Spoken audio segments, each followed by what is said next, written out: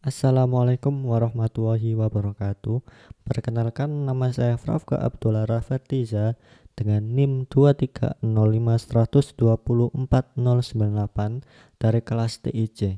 Di sini saya akan mempresentasikan tentang standarisasi jaringan komputer. Yang pertama-tama, apa itu dan mengapa standarisasi itu penting? Jadi, standarisasi komputer adalah serangkaian proses yang melibatkan pengembangan dan penerapan aturan atau spesifikasi teknis yang diikuti secara global. Tujuan utama standarisasi adalah memastikan semua perangkat dan sistem dapat berkomunikasi satu sama lain dengan lancar tanpa masalah kompatibilitas meskipun berasal dari vendor yang berbeda. Contohnya adalah standar Ethernet yang memungkinkan perangkat jaringan dari berbagai produsen seperti produsen Cisco, produsen merek HP, dan juga produsen Huawei untuk bekerja sama. Mengapa standarisasi itu penting? Alasannya yang pertama adalah kompatibilitas. Tanpa standarisasi, perangkat jaringan yang berbeda mungkin tidak bisa berkomunikasi satu sama lain. Dengan standar, perangkat dari berbagai produsen dapat bekerja bersama. Yang kedua adalah keamanan. Standarisasi memungkinkan implementasi solusi keamanan yang konsisten seperti protokol enkripsi yang disepakati secara global seperti SSL. Yang ketiga adalah efisiensi. Standar memungkinkan implementasi teknologi yang lebih cepat dan mudah diadopsi, misalnya seperti standar IEEE 802.11 yang memastikan berbagai perangkat Wi-Fi bekerja di semua router. Yang keempat adalah ekonomis, yang bisa mengurangi biaya pengembangan perangkat jaringan baru karena mengikuti standar yang sudah ada. Selanjutnya adalah organisasi yang mengatur standar. Yang pertama adalah ISO atau International Organization for Standardization, badan internasional yang mengembangkan dan mempublikasikan berbagai standar untuk banyak industri, termasuk jaringan komputer.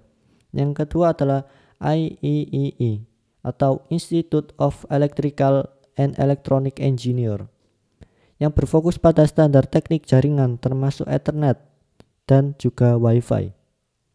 Yang ketiga adalah IETF atau Internet Engineering Task Force, yang mengembangkan dan memelihara protokol internet seperti TCP atau IP. Yang keempat adalah I2STRIP-T atau International Telecommunication Union Telecommunication Standardization, badan yang menetapkan standar telekomunikasi khususnya untuk jaringan internasional.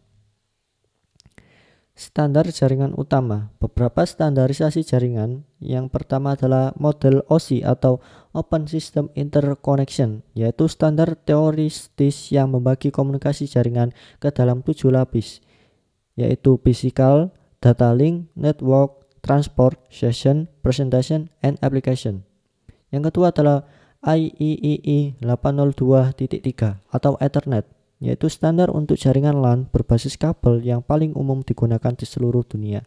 Yang ketiga adalah IEEE 802.11 atau Wi-Fi, standar untuk komunikasi nirkabel yang memungkinkan perangkat untuk berkomunikasi secara nirkabel dalam jaringan.